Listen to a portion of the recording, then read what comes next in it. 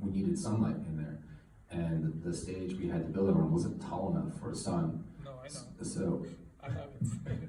sorry, so here's the thing. Cary, he's like, oh wait, which is the largest stage? Oh, that's the 007 stage. It's like the largest stage in the world, I think. It's like, I don't know, 150 to 200 meters long.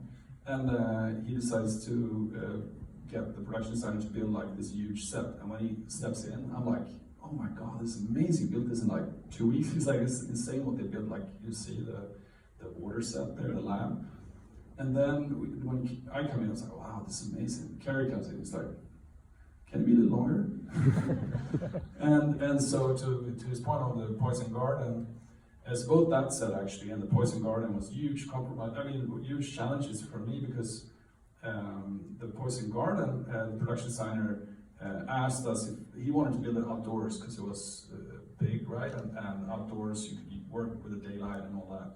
The only thing was we had decided already that that whole sequence should be in sunset or like late afternoon. And so you can't have like the sun to fight, the real sun to fight because you couldn't, I mean, you had to shoot in a certain low light. There's never any real sun in London anyway. So. Yeah, so it was all foggy anyway, but it kind of would make it. So my suggestion was to build it indoors. And so Cary had him build it in a square stage, build it to the edges of the wall. So the set was like to the fire lane, like all the way out and all the way up to the ceiling.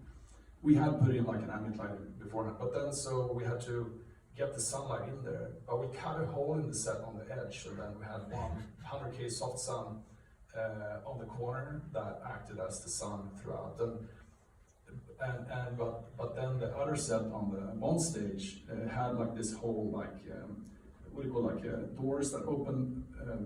It's like missile launch doors that opens in the ceiling, and there was only about like 6 feet, like 2 meters or less to the perms up top there, and we needed so much light to come down, but we squeezed in like 400K soft suns between the set and the ceiling and pushed in the light to create it in it. And eventually it all worked really well, but it was a lot of sort of last minute challenges like that too, because everything had to sort of actually be built pretty fast.